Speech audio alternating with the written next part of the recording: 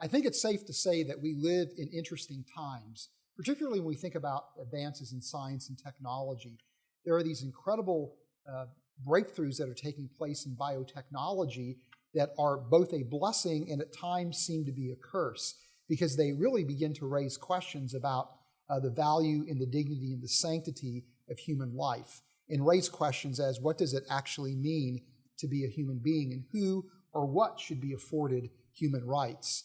And as part of this conversation are emerging different concepts for what it means to be human and what does it mean to be a person. And for Christians to be able to have meaningful and impactful conversations with people in our culture, we need to understand the distinction between human and person and how it's being used in ethical conversations today. Thankfully, I'm joined by two scholars to help flesh out really the difference between human and personhood. And I'm joined today by Dr. Joe Miller and Dr. Jeff Zweerink. Both are members of the RTB scholar community. Joe has been a visiting scholar and he's currently a fellow at Reasons to Believe. Jeff is a senior scholar here at Reasons to Believe, and I'm too part of the scholar team. And so thank you, gentlemen, for being here with us to talk about, again, this issue. What is the difference between human and person, and how does that cash out in the types of conversations we're going to be having with people in our culture at large? But let me just go ahead and get started. Joe, maybe I'll ask you, and Jeff, please feel free to jump in. What is the distinction today between human and person? Yeah, no, it's a good question, because that is a distinction that's made in the current way we're approaching it. But for people listening, you're right. They're like, I don't even understand. Why is that a thing? Because, isn't a human a person? Yeah, right? Exactly. And I think that's the natural response, because historically that there wasn't a distinction, right? Human and person, there was a unity in that concept. Even in the 1800s, when we talked about the 14th Amendment in the United States, every human has these certain rights, and the pursuit of life, liberty, all these ideas, human and person were thought of as a unity. But in recent decades, there's been a shift in that, distinguishing human from person. And I think some of it, unfortunately, may be political. Some of it's because of the changes in science. But for Christians, I think that natural response is we know that there's a unity there. And partly because that definition we were discussing, I think, a little bit before going live here, that for the Christians, we know that we are humans, and because God has made us in his image. We have a soulish existence that makes us human persons. And there's a unity because of that, because of our Creator. Yeah, because as human beings, we're made in God's image. Yeah. And so because of that, we are humans and we are persons. That is, the two are intertwined because our biological nature is, in a sense, also connected to the worth that the Creator attributes to us. Is that a good way to exactly. think of it? I mean, think of it this way. All humans are persons, but not all persons are humans. Mm-hmm. So we have God as a person. We could talk about the personhood of God, but he's certainly not a human. Right. Angels could be persons, but they're not human. So personhood is our nature. It's what comes in through our created nature for us as humans. Right. God made us a certain way. And human defines the kind of person we are. But there's no distinction between those two in the sense that all humans are fully persons. So in some sense, I mean, you could make an argument that the biblical account of reality kind of highlights that there is a distinction between human and person, or that person is something that is not inherent in the being, if you will, because God is a Trinity. He's one God in three persons. So there's a one in essence and a three in personhood. Yeah. So being and personhood are not the same thing. And so in some sense, applying that to humans is kind of that same sort of discussion, it seems. Yeah, there's a unique quality to each of those. Mm-hmm. But no human being doesn't have full personhood. And that's the part that's being challenged by the culture. Mm-hmm. So we can look at the abortion issues especially, but even end-of-life issues where people have struggled to define what it means to be a person. They say, well, it's by your ability to have self-awareness. There's one example the world will use that.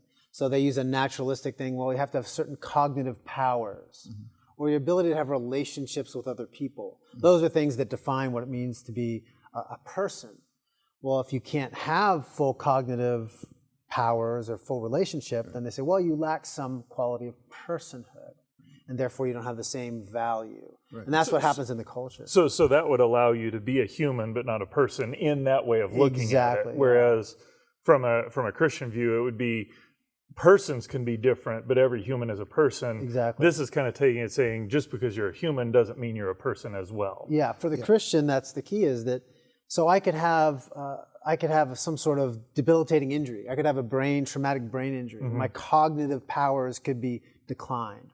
Or I could say I'm a 1-year-old who doesn't have full cognitive powers.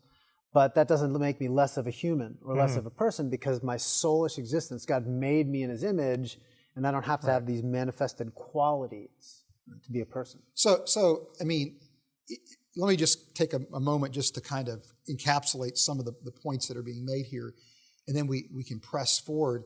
From a Christian perspective, as human beings made in God's image, the endemic in our nature as human beings is the fact that we are persons, right? That there's an inherent value, inherent worth that every human being has by virtue of the fact that they are humans, because they, again, are image bearers and therefore persons, regardless of capacities, regardless of capabilities, right? And yet what we're seeing, again, because of not only debates surrounding, pro-life issues or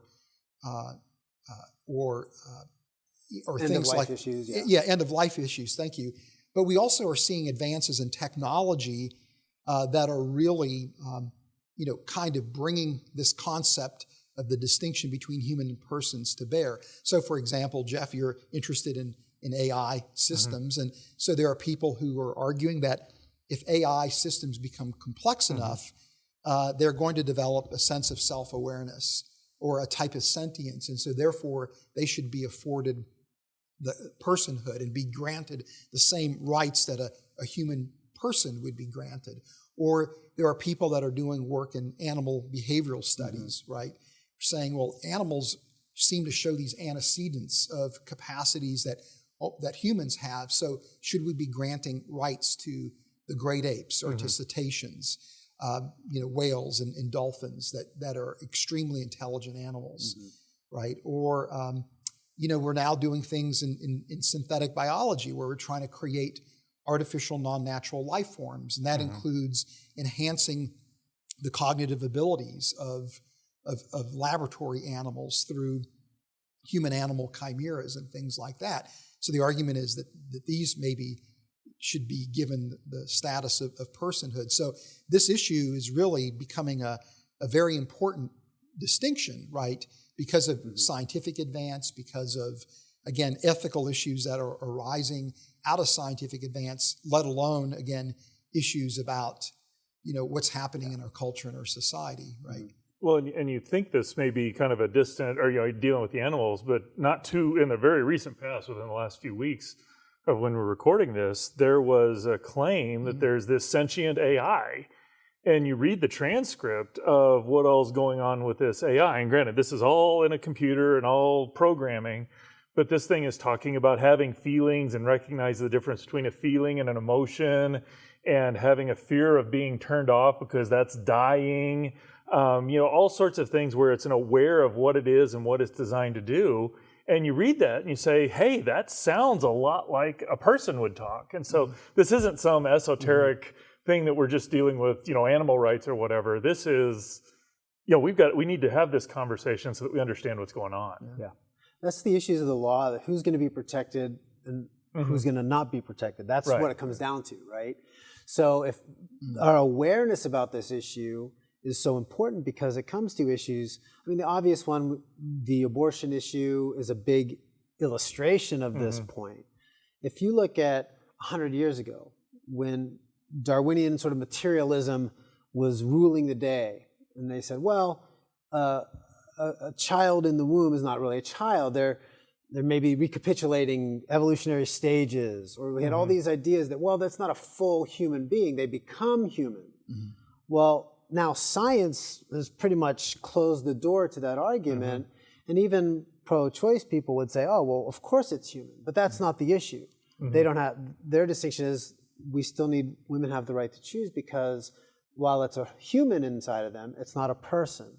So science sort of pushed this envelope where the older arguments that, oh, that's not a human, didn't make any sense anymore, but people were still philosophically committed to certain rights that they believed women should have to end their pregnancies. So that's where that sort of distinction got pushed into the common discussion or the common language of how this is being approached.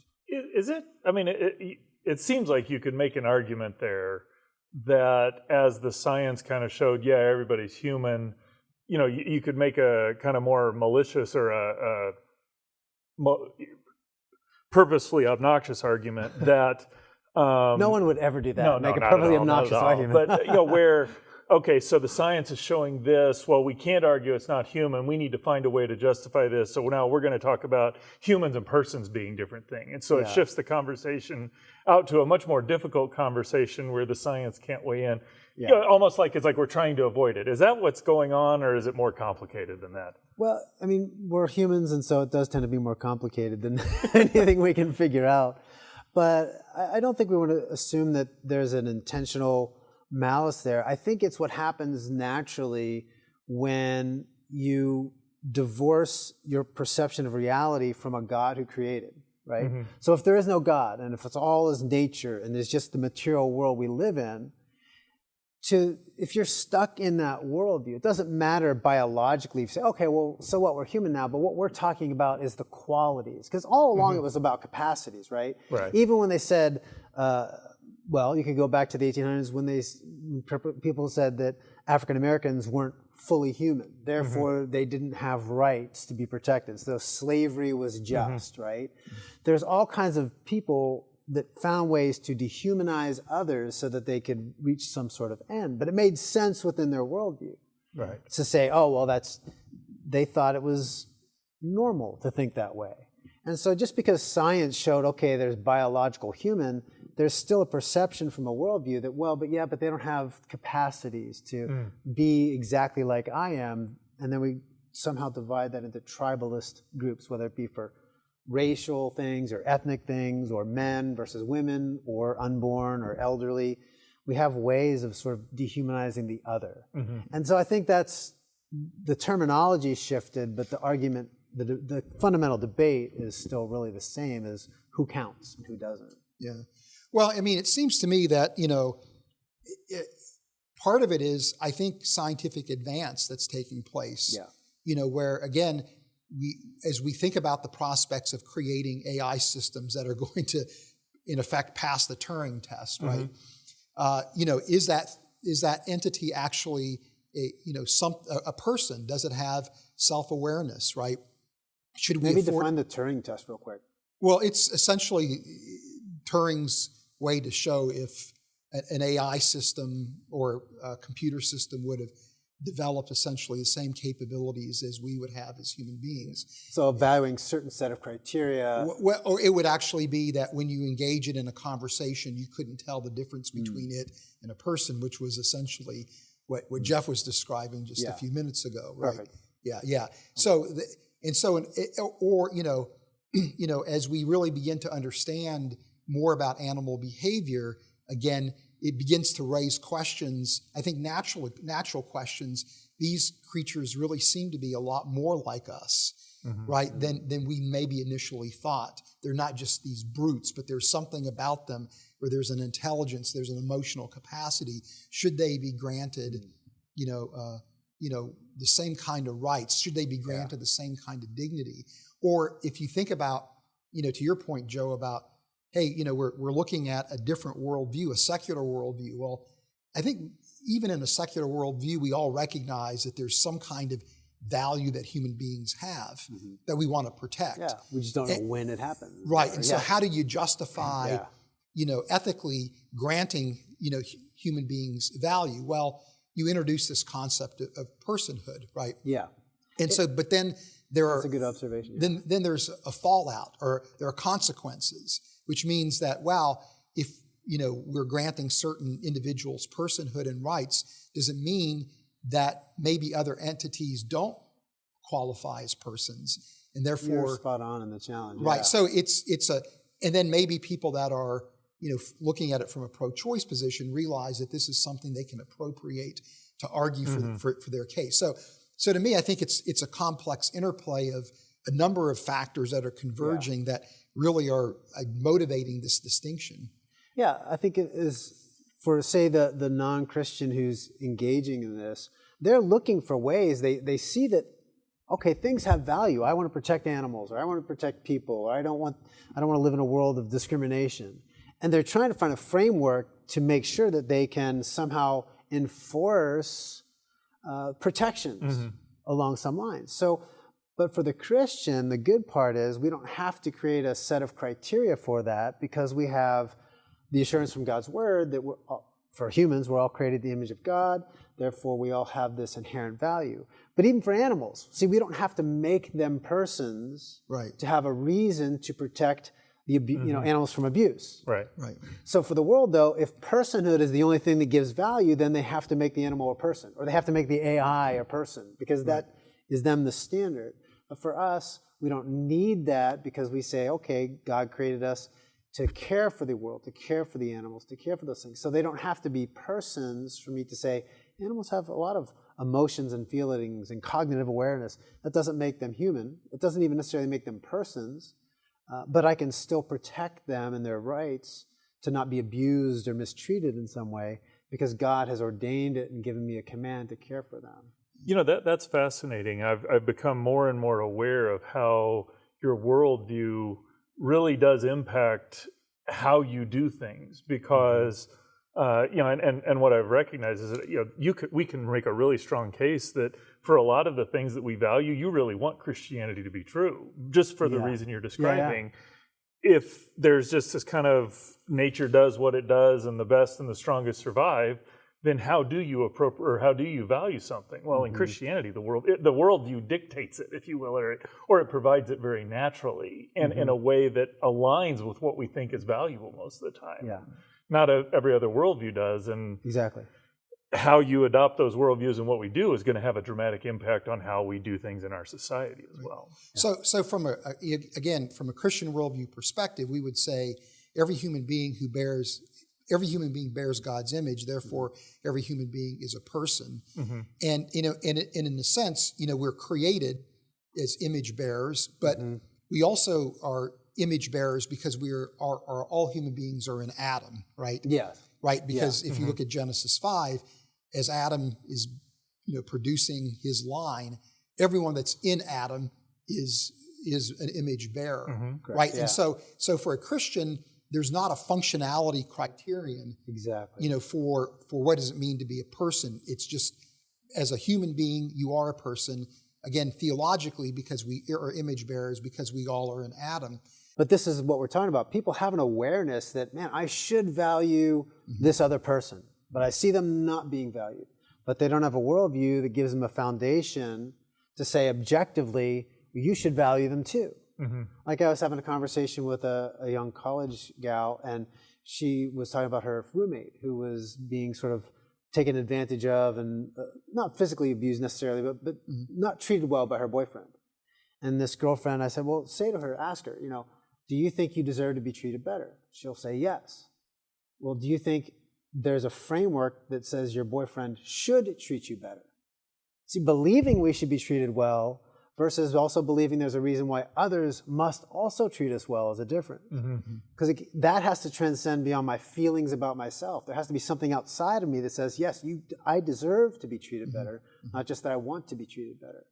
And so all of us have that knowledge, but we don't have necessarily a foundation if we take God out of the picture. So that's where we're getting into these conversations, because we all want to be valued. We all want to say, hey, it's not right to abuse somebody or to take advantage of them or to beat your boyfriend or girlfriend or all those sort of issues. But how can we reinforce that? And so the Christian worldview gives us that solid foundation, like you said, because we're in Adam, because we're created, as Genesis 1:27 says, B'Tselem Elohim, in the image of God. We have that foundation that transcends the politics or the cultural value or devaluation of others. Now, in a secular framework, I think today the way people think about personhood versus humanness would be largely shaped by people that are utilitarian thinkers, and consequentialists, like let's say Peter Singer, right? Yeah. Who's said the chief ethic is to minimize pain and suffering for beings that are sentient, right? So that is the ultimate, objective of any ethical system, is to minimize pain and suffering for those beings that can not only experience it but be aware that they are experiencing. So it's sentience, right? I think part of the challenge there is that personhood then becomes, if I'll borrow from philosophy, a degreed property. So think of personhood as a quality of something. Right. Or, so think of person like this. You have a glass, and you could fill the glass to its top with water, right? So say the level of the fullness of that glass with water is the degree that it's filled with, right? So if water represents personhood, well, some people have more or some people have less. It's not the nature of it to be filled with water, is their idea. So if you have this utilitarian view where it's by, well, what contributions could you make to society? Or is it a net positive or a net negative? So the end of life issues, well, hey, they're a drain on the resources of society. Well, that's a net negative, therefore they have less personhood, there's less value to them to society. Or they're suffering, therefore we have to put them out of suffering. Life itself has no value, it's the quality of life. These all become properties. Or community is another one. Your degree or capacity to have relationship is valued by those. Well, I think you run into another problem with that too, is that there's this calculus of the greatest amount of, or least amount of suffering, greatest amount of pleasure, whatever you do, there's some sort of calculus. And I guarantee nobody agrees on exactly what the calculus ought to be. That's the challenge, yeah. But, I mean, Hollywood is replete with ways that people take advantage of that. I'm thinking of the movie Minority Report. Granted, there's these sentient, or, these prescient, or I'm missing the word, can see the future beings. Yeah.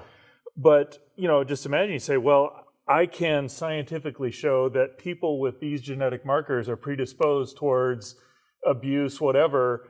Why don't we just go round them up before they do any of the harm? Well, you're minimizing the suffering, but you've effectively condemned an innocent person. So I mean, you run into those seem like intractable problems.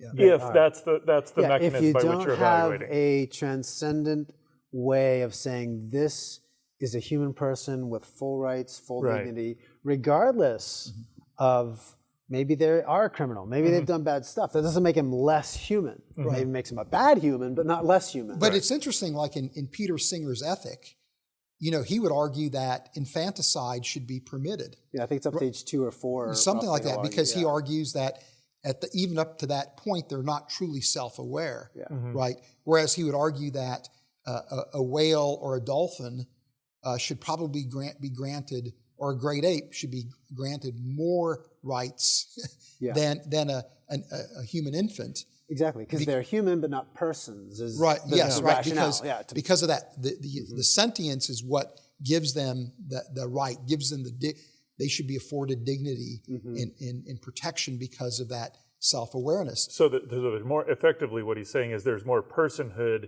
in the great ape than there is in the newborn child. Yes. Effectively is the argument. Yes, exactly. And it's all because of this quality called sentience.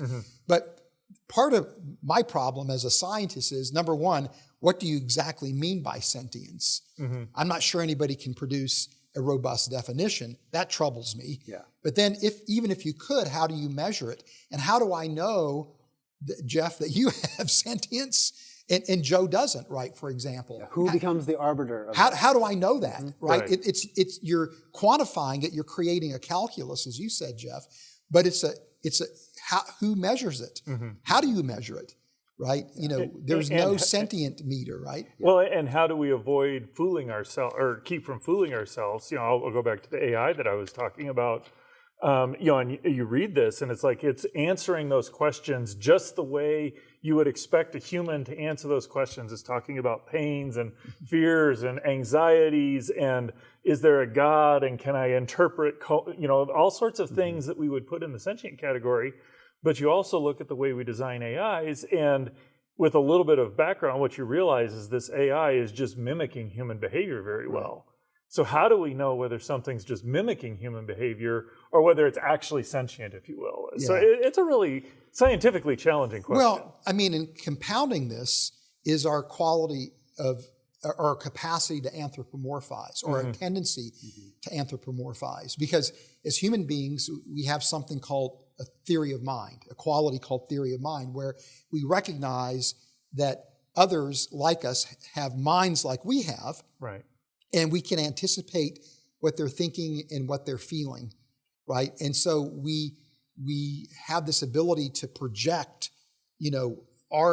who we are and how we respond to things to other persons, other people, other human beings, right? The danger though is that we do the same thing for inanimate objects. Right. So for example, we all have cars that we've named that we claim has a particular personality, but we all, with pets, right? We tend to attribute to our dogs and our cats, who we care, a lot for, human qualities that they actually don't have, right? We anthropomorphize them, and so this is part of the motivation for why we think maybe certain animals should be afforded rights, should be granted the status of personhood. Is it because they endemically, possess those qualities, or is it because we've simply attributed those qualities to them that they don't have? And there are people that work in animal behavioral studies that recognize that this is a very challenging problem when you're trying to interpret the results of animal behavioral studies, and how do you attribute, what animals are accomplishing? How do you understand what an animal's thinking? And this is the power of the Christian worldview, and I think this is why it's so important that folks are aware of this human versus person distinction, how it's being used to dehumanize certain groups or people in the society, or how it's being used to leverage rights to animals. But for the Christian worldview, the great part is we don't have to go through all those sort of machinations. We don't have to come up with all these sort of devices to figure that sort of thing out. So I have my dog. My dog's name is Juju. He's a really cool little dog. And he's got the most amazing personality. And he does some human-like things. I mean, we always kid, he's like a little 2-year-old. He knows when somebody comes in my son wants to take him into bed at night and he doesn't want to go, he'll go hide.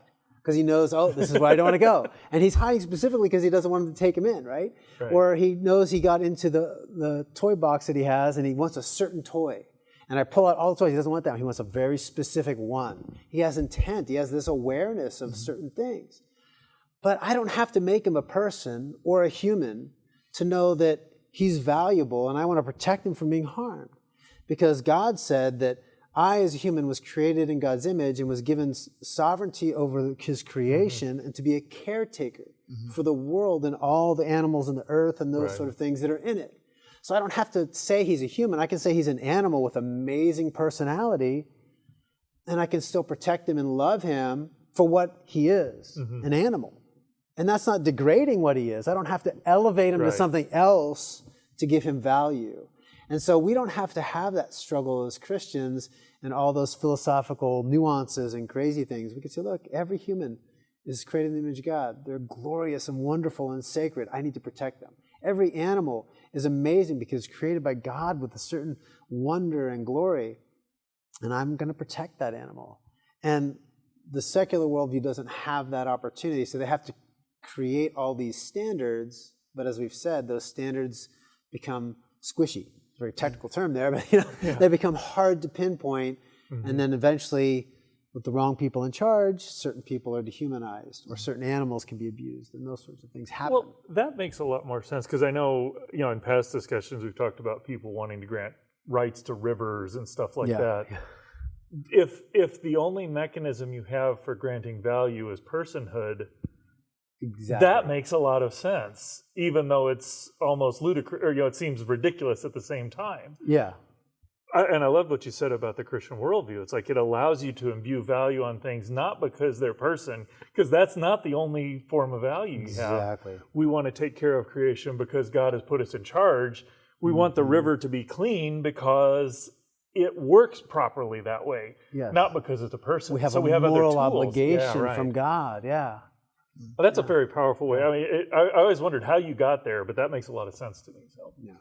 Yeah, well, and I think the question too that comes into play then is, how does science, influence this whole conversation that we're having, about the difference between being a human and being a person? Yeah.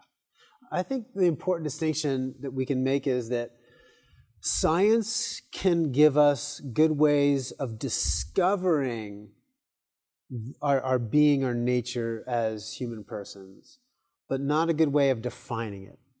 So in other words, science can tell us it can measure our cognitive capacities. We can measure pain. We know that a baby in the womb can feel pain at X amount of weeks, and we can sense a heartbeat, and science can tell us all these amazing things. But we get confused when we think science tells us what the value then is for those things. Right. As opposed from the Christian worldview, because we know the value something has comes from God. He instantiated, He gave us that value when He created humans, when He created animals, when He created the earth. He gave it value. It has sacred worth to God. Mm-hmm. So then science doesn't have to do all that much work as we're trying to make it do. Science only has to tell us, look what we discovered about the value this has, as opposed to this discovery tells me there's a graded quality of values. Does that make sense, I hope? Yeah, it does. It does, and it also strikes me that science can help us avoid pitfalls of trying to assign personhood where it's not. And I just think about how AI has gone, and there's this history of when we do X, then it'll be intelligent. And so so we got to where we could beat the best chess player in the world, and you know what they did with that AI the next day? They unplugged it and assembled it. So it's like, okay, we did what we thought, but it still wasn't human. And then so you move on, and talking about this sentient, quote unquote sentient AI. Well, it's a chat bot that is designed to interact with humans. And what's interesting, you do a little more research and you read, or you eventually learn that this thing is designed to respond how you do, and it's designed to engage conversation. Well, and you look at it, it's like, okay, it's doing exactly that. What I thought was self-awareness is good at making connections of this is what this response, this is what this question is supposed to be. So you'd say it's sentient, but when you look at how it actually works, you realize, that's a pitfall I'm making, not actual sentience there. Now, I think there is one way that science also can enter into this conversation, and this has to do with advances that are happening in anthropology and this growing recognition of human exceptionalism. So I think that's a very interesting idea that is gaining traction among anthropologists who wouldn't necessarily ascribe to the Christian worldview, where there's a growing minority of anthropologists who are really saying that human beings seem to be exceptional. We stand apart from other creatures, including creatures like Neanderthals that are now extinct, where we have these unique set of capacities that seem to distinguish us from again, other creatures, like our capacity for symbolism, or capacity to manipulate symbols, in infinite or near infinite numbers of ways, our ability to our theory of mind, right? And things like that, our desire to enter into complex relationships of a hierarchical nature. In other words, our capacity to form community. So it's interesting that, even though as Christians we don't want to define, human value and worth based on functionality, some of these things that we're discovering that seem to make human beings unique, actually intersect with ways in which people are trying to define human value and worth in terms of functionality, in terms of capacity to form communities. But it seems to me that these insights actually give us justification for the idea that human beings bear God's image. So in other words, as Christians, we don't have to just simply say, Scripture says we're made in God's image, I believe it, therefore it's true. But rather what we say is that there seem to be these discoveries in science that validate human uniqueness in a way. Book of nature, book of Scripture. Right. Compatibility aspect. That align with what the Bible teaches us, that human beings are apart from all other creatures, and that we are image bearers, Yeah. right? And so, in other words, we can make a defense for the image of God scientifically, Exactly, yeah. right? But we also want to be very cautious about saying that it's our exceptional nature that then again makes us Yes. of inherent worth and value. Yeah, the scripture tells us we are image bearers. Science helps us discover the beauty of being image bearers, or the qualities of what it means to be image bearers.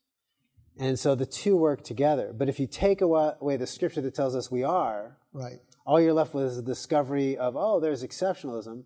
And then you're left looking at the past saying, when did we become human? Right. And in the future, when will we transcend beyond humanness? Right. And what happens to all the in-between humans that are somehow either somewhere along the less than, Right. or the people that are superhuman and Right. leave the others behind? We're left with this evolving standard, Right. an evolving ethic for who has rights dependent on their degree of humanness. Because we took away that scripture book foundation, but put back in that foundation, Right. we can see that there can be this spectrum of who reflects what qualities and characters without ever diminishing the ultimate value of every individual. Yeah, it's interesting because in your description there that you talk about humans and there's an exceptional nature, but in almost every way that humans do, it seems like there's overlap with other creatures. So I always had to watch my tongue because I was around people who had kids before I had kids. And what I found remarkable is that a lot of times 1- and 2-year-olds behave remarkably like my dog when I was growing up. They do. You can't say that when the kid is walking along and bumps into the wall. Yeah, my dog used to do that. That's bad for relationships. But where if you severed the human as a person because they're made in God's image to now we're looking at the characteristics, the people on the fringes are the ones that are going to get hurt in that discussion. Exactly. And again, what I love about the Christian worldview is that we are called to take care of the people on the fringes, to care for and value them, because they are the ones that are going to likely to get hurt. And so in reality, what people really want is to care for the people who are vulnerable and weak. Christianity really provides the framework to do that. Any sort of one where you remove that because you're a human, you're a person, actually makes the weak and vulnerable even more vulnerable. It seems like that's the case. Yeah. Jeff, that's, a really powerful point that you're making. And, I think along those lines are these conversations that I've had with people that are skeptics, that are non-believers, non-theists, about the idea of human exceptionalism, where I find a lot of people will agree with me that just like people will all agree that the child in the womb is a human being, just not a human person. Likewise, I've seen a lot of people that are non-theists say, well, yes, indeed, human beings are exceptional, but then they'll also point out, yeah, we're unique, but all animals, all organisms, on the planet are unique in their own way, and therefore all have inherent worth and value, not just human beings. And to say that only human beings have, worth and value is an act of speciesism. It's the height of arrogance to make that claim. So it's very critical, I think, that you couple these concepts with biblical insight. And again, it's encouraging that the science supports what Scripture teaches about human value and worth. Yeah. But it's ultimately what Scripture teaches that is absolutely critical, right? Yeah. There's the challenge. We can look at history and see where this has played out in a bad way and see why this is so important. So let's go back to the 1800s. Darwin comes along, and certainly not in a vacuum. There's a lot that preceded that. But just say Darwin comes along, and he reinforces through the levers of science this Enlightenment idea that there are superior races and there are inferior races of human beings. Now, in Darwin's view, it wasn't necessarily as much of a hierarchy. It was some were just better equipped to survive. Some races were going to be stronger, more capable of adjusting to the environment and the changing world. And he said in his writings, he saw that clearly there'd become a day in the future where the white peoples of Europe would eliminate all the non-white folks everywhere else because they were better equipped through natural selection to survive. So those were the superior races, eliminating the inferior ones. And so for him, it was just a matter of practicality. He abhorred slavery. He thought it was a terrible institution. He didn't want to see necessarily those things happen. He just believed that nature had made certain people better capable. Mm-hmm. So he had no moral framework to stop what he thought was evil being done to other people. Mm-hmm. He had no way scientifically to say, but don't do it. Right. He just knew that it was going to happen, but that was sort of nature's way of letting the best and the strongest survive. And so, we can look at something like that from our perspective. Oh, that's horrible. We'd never do that. But yet, this is where we're stuck doing that. When we can't say that there's a difference between my dog and my 2-year-old, even though we observe some certain things like, oh, look how precocious they are. Look, oh, they love and they cuddle and they do all these things.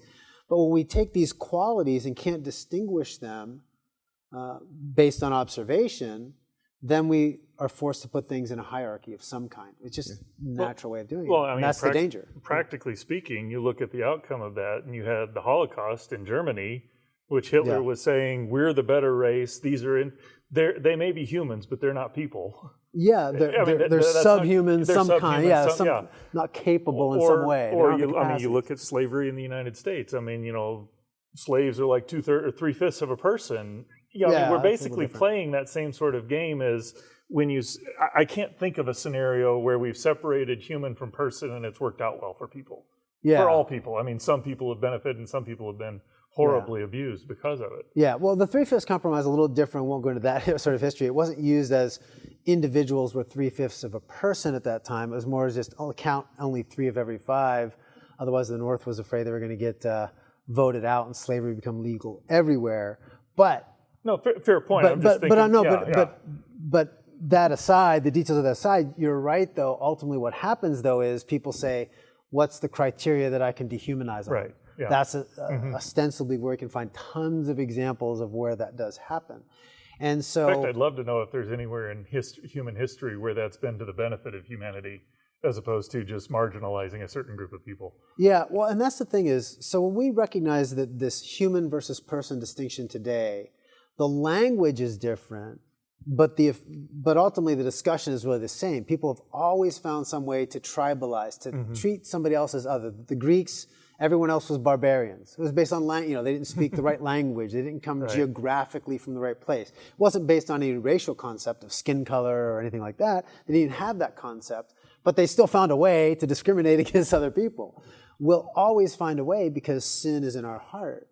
And so this becomes, again, the power of the gospel, the power of Genesis and creation telling us that we're made in God's image, the power of gospel saying that Christ has died for all humans because we're all made in God's image. And so we have this framework to say all of those systems, regardless of how the culture shifts, regardless of what criteria you invent, none of that is going to devalue the nature of human beings. And I don't even have to elevate the value of my dog to a human to say I'm going to value my animal and protect the rights of my animal, because I don't need to say there's a reason to value my dog and value my child, but they don't have to be the same. We don't have to invent some personhood concept to invent reasons to protect them. Yeah, when we first talked about having this discussion, my initial thought was, why are we, we're missing the central point. We're doing something bad here. And as I've thought about it, what I realize is it seems like it's going to be contradictory or detrimental to Christianity. But when you have this discussion, you realize just how robust Christianity is. That Christianity is part of the reason why we can differentiate between human and person, because not all persons are human, even though all humans are persons. Exactly, yeah. So we can even have that discussion, and it gives a very robust way of caring not only for people, but also for the other things that we find valuable. It's actually this really great tool that Christians can engage in, knowing that at the end of the day, we're going to find greater support and encouragement for the truth of Christianity. Yeah, and really, I mean, the ultimate motivation of having this discussion, of course, is to equip Christians to engage our culture well. And, I think in everybody's heart of hearts, people want justice, right? That's an important point, yeah. And you can see that when you look at what's happening in our culture today, there's a cry for justice, right? And it's really only when you recognize that every human being has inherent worth and value that you have any chance of even approximating what is ultimately going to be just, right? That's such an important point. Is I think apologetically, if we move forward with this as Christians, how do we? What's our approach, or should be our mentality? And I saw today the Supreme Court comes down and they overturn Roe v. Wade, they overturn Casey, and you see the images of the pro-choice advocates just crying and weeping and all these sorts of things. And part of me realizes that, look, these women that I see on this TV crying about this decision, they're the same as us. They're humans made in the image of God. They're sinful people just like you and I. They're persons made in the image of God. Yeah, exactly. They are persons, fully human, fully person. But part of them is weeping because they really do think an injustice is being done. They really do believe that somehow the rights of a woman are being circumvented. They're being abused or mistreated through this thing, that they're being controlled.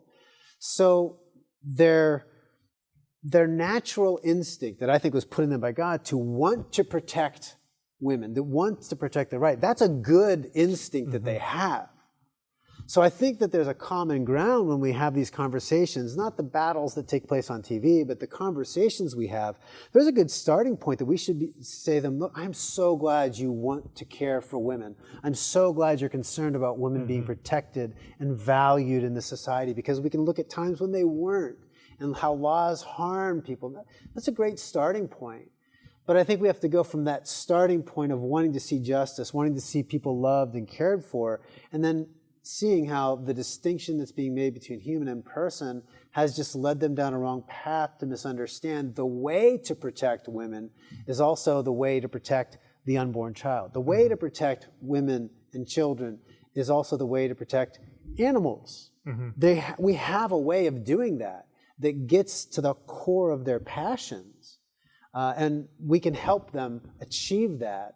So I think if we approach people with that sort of mentality, with a little bit more compassion and understanding that there's a common ground, at least to start with the passions that they have, maybe we could make a little more headway. Well, and to build off that point, Joe, even people that are concerned about making, the great apes or making whales and dolphins persons so that they can be protected, or making a river a person so it can be protected, right? Their motivations they're good motivations, right? Or even somebody who says, is this AI system a person? There's a sense of justice that really is motivating that. It's not, we want to be careful about mischaracterizing people's motives for doing things that we would, as Christians, feel very uncomfortable with, but recognizing that there's a common humanity really in a strong sense of justice. And that's what we're after too here is that we want to make sure that there is justice that's achieved, and that human beings are not harmed, that those people, as you said, Jeff, that are marginalized are protected. That's our motivation.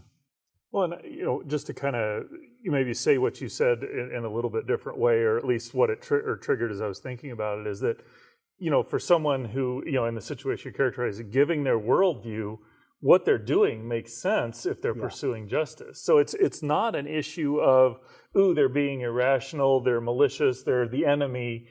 They just think differently about reality than I do. And so maybe by engaging how we think differently about reality, that might be a more fruitful discussion, because we do seem to value these things. And then you can ask the question, which worldview actually provides the most robust way of doing that? Harder discussion to have, but I think one that ultimately may be more fruitful. Well, it's a conversation that has to happen in the context of relationship, right? It's not a conversation that's won on the debate stage.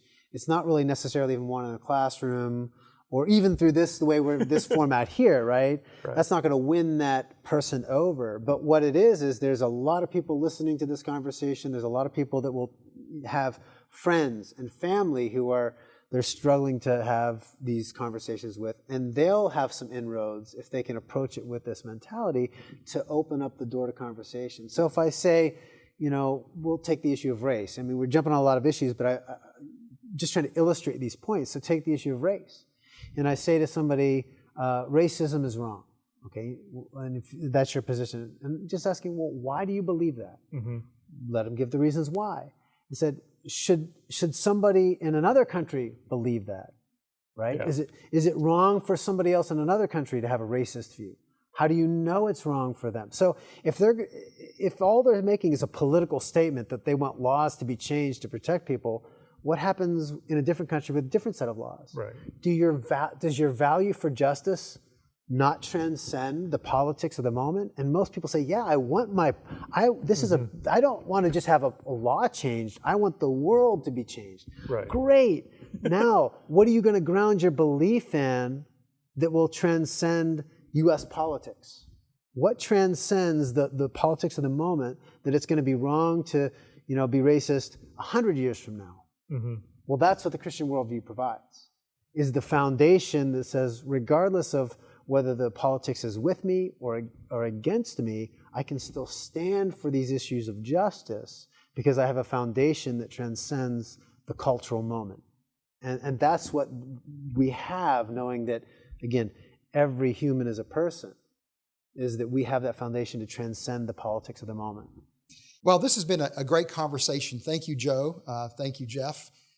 Again, I really have enjoyed this, and I really hope that if you watch this or have listened to this, that this has been a meaningful time for you, that you feel better equipped to engage our culture and people within your sphere of influence who maybe not appreciate the difference between human and person and really how that cashes out for a whole range of issues that are really confronting our world today. So again, thank you very much for watching. If you want to dig deeper, we have an incredible resource available to you at Reasons to Believe. This is our human value webpage. So if you go to our website, reasons.org, and you type in human value in the search engine, or you go to www.reasons.org/human value as a single word, you can gain access to other podcasts, other videos, and blog articles that will equip you to engage in conversations with people about the dignity and the value and the sanctity of human life. Until next time, God bless you.